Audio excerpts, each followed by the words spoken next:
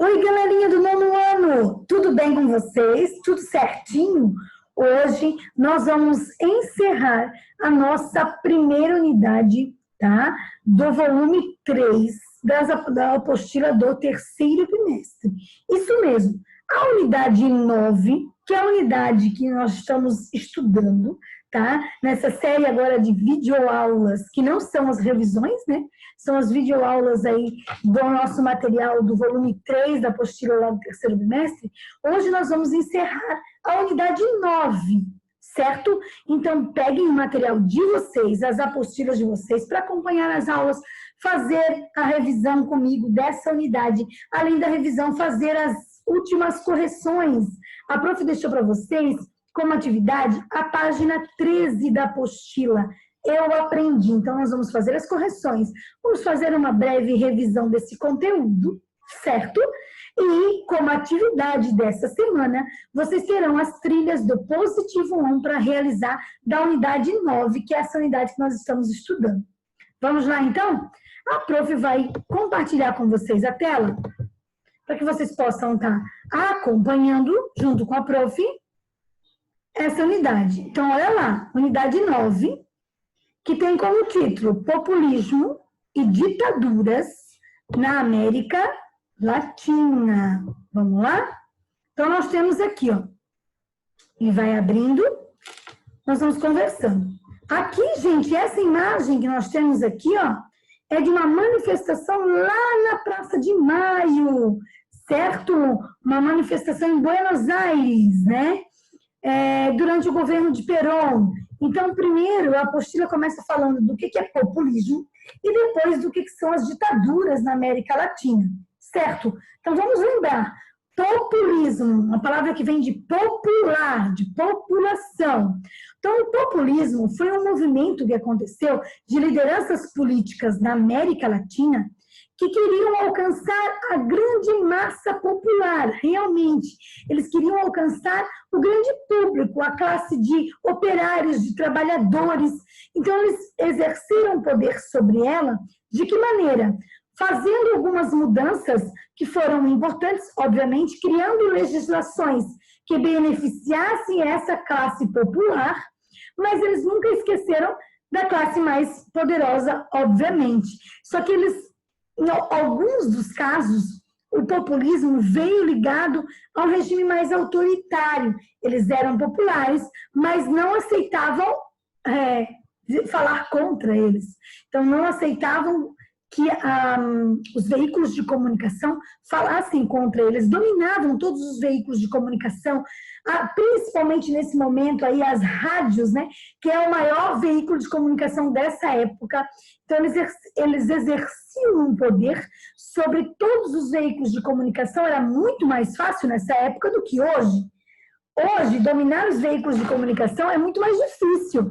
Por quê? Porque você tem a rádio, você tem a TV, você tem o jornal escrito, o jornal, né, falado, mas você tem todas as mídias sociais, todas as redes sociais. O advento da internet trouxe isso. Nessa época, você não tem internet.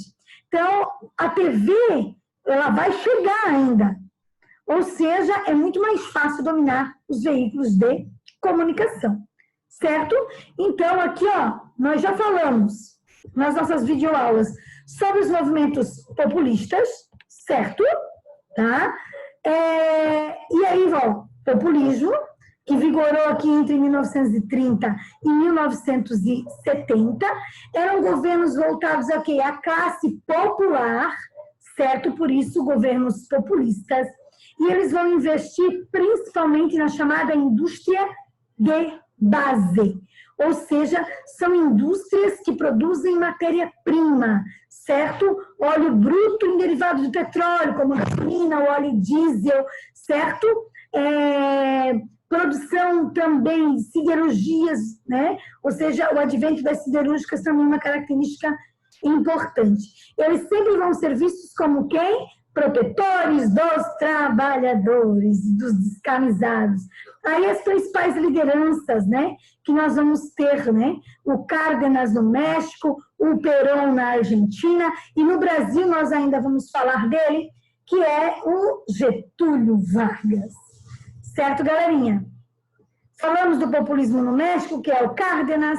Falamos na Argentina do Juan Perón, da sua esposa, né? A Evita Perón, que ficou mais conhecida do que ele, mas morreu super jovem por conta de um câncer. Também conversamos sobre isso. Olha a Evita Perón ali. Falamos dos regimes ditatoriais. Então, o que é uma ditadura, certo? Uma ditadura é um governo que não tem liberdade, né? Não existe liberdade de expressão, não existe, existe uma forte repressão a todos que são contrários aos regimes ditatoriais. Então, todos que são contrários a esses regimes sofrem, né?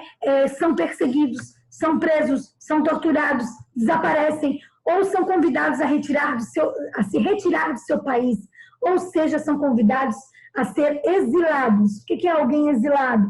É alguém que, por questões políticas, ideológicas, sai do seu país e fica em outro país, enquanto está acontecendo, por exemplo, os regimes ditatoriais. Como exemplos, né, eles sempre perseguiram os comunistas, né, os regimes autoritários e ditatoriais na América Latina perseguiram os comunistas e pessoas de ideologia de esquerda e contaram com o apoio dos Estados Unidos, certo? Então, nós falamos da ditadura na Argentina, falamos da ditadura no Chile, com o Salvador Allende que ganha e quem assume o poder, o Augusto Pinochet, certo? O prof já falou sobre isso. Falamos do Uruguai, da Bolívia, do Paraguai, até falei do Stronsen, que não, né, não se fala muito, é pouquinho aqui, mas foi um regime muito forte, de muita repressão e de muita violência no Paraguai. E na nossa última aula, nós falamos da Revolução Cubana, certo? Que Cuba era uma ilha que os Estados Unidos, né, explorava, por assim dizer, era a Ilha dos Prazeres, onde tinha vários cassinos, prostituição e a venda dos charutos, certo? A produção de cana era uma grande produtora de cana, e essa produção de cana, quem dominava era os Estados Unidos, né? Toda a energia elétrica, tudo que rolava ali era de domínio estadunidense, certo? Lembra que a prof falou da emenda Platt, que era uma emenda por lei, que permitia a intervenção dos Estados Unidos diretamente em Cuba. E aí, isso deu força para as lideranças que eram de esquerda, para as lideranças que eram socialistas e comunistas, né, que é o Raul Castro, o Fidel Castro e o Ernesto Che Guevara, para que eles chegassem ao poder em 1959, que é a Revolução Cubana. Falamos da crise dos mísseis, ou seja, quando a União Soviética colocou todos os mísseis apontando para os Estados Unidos, né? E ele poderia chegar a alcançar os Estados Unidos. Todas essas questões nós conversamos. Agora a gente vai fazer as correções, o que aprendi. Certo? Galerinha, olha lá, página 13 da apostila. Cite as principais características dos governos populistas, utilizando como exemplo os governos Cárdenas, no México, Perón, na Argentina. Quais as principais características dos governos populistas, galera? Primeiro e principal característica é um governo que quer atingir as massas populares, certo? Quer atingir o povo de maneira geral, os operários, certo? É um governo também que, além de querer atingir as massas populares, são governos que incentivam as indústrias de base, certo? Lembra? Indústria de base transforma lá os derivados do petróleo, né, em gasolina, diesel, enfim.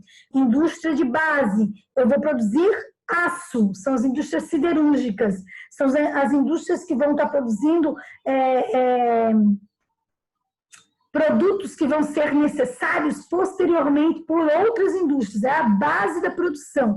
Então, governos populistas investem em indústria de base, querem alcançar o povo, a população, a massa popular, por isso que várias leis vão ser criadas, voltadas para a população, legislações trabalhistas vão ser criadas, né?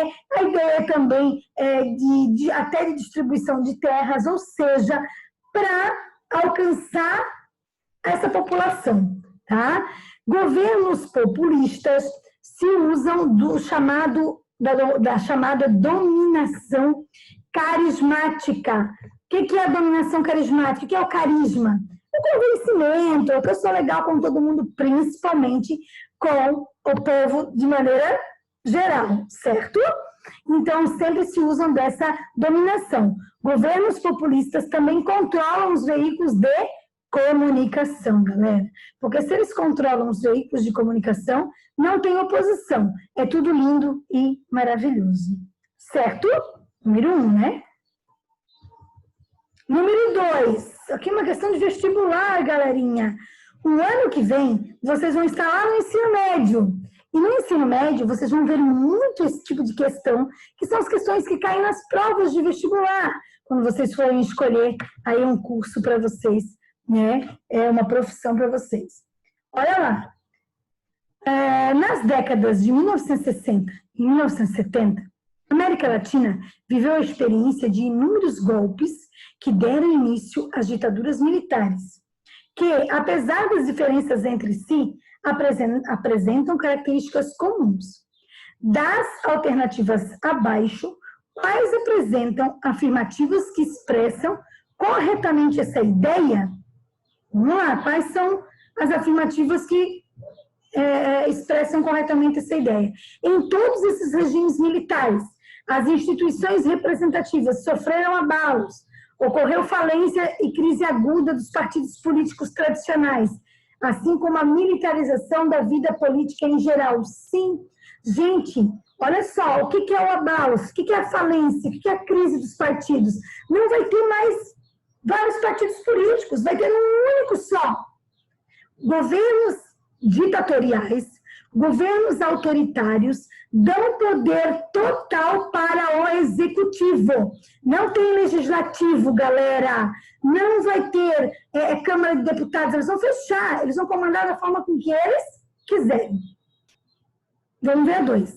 O governo dos Estados Unidos, profundamente envolvido na Guerra Fria, não participou dos golpes.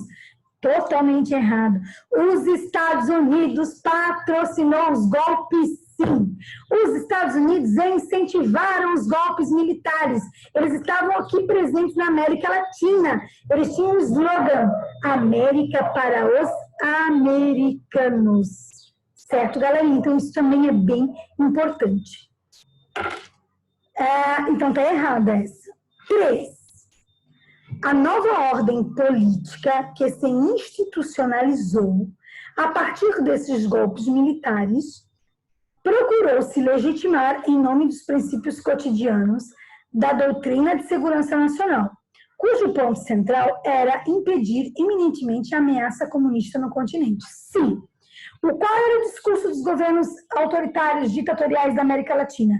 Nós estamos cuidando da segurança nacional. Se nós não fizermos isso, os movimentos socialistas e comunistas irão aumentar. Então, é em nome dessa segurança que nós estamos controlando tudo. Então, está correta o número 3. Vamos lá. 4. De maneira geral, nos novos governos autoritários nascidos destes golpes, ocorreu o desmantelamento, desmantelou, acabou, das organizações sindicais, por meio da supressão do direito de greve, da intervenção dos sindicatos, da prisão e assassinato de líderes trabalhistas. Sim, não tinha movimento popular. Se tivesse esse movimento popular, eles acabavam com o movimento popular. Ou seja, realmente aconteceram prisões, assassinatos, várias torturas. Eles tinham aula de tortura com os Estados Unidos, certo? Não tinha direito à greve, não tinha direito a se manifestar publicamente. Professores, sindicalistas que fossem contrários ao regime militar, artistas, músicos, tá? Sofreram inúmeras perseguições nesta época. Certo, galerinha? Então, é o seguinte, nós encerramos a nossa unidade, certo? Que é a unidade 9 da nossa apostila. E nessa semana, vocês então irão fazer as trilhas do Positivo On dessa unidade. Qualquer dúvida é só falar com a prof. E nós nos encontramos semana que vem para começarmos a falar sobre o populismo no Brasil. Vamos falar do governo de Getúlio Vargas. Certo, galera? Então, um beijão para vocês e até semana que vem.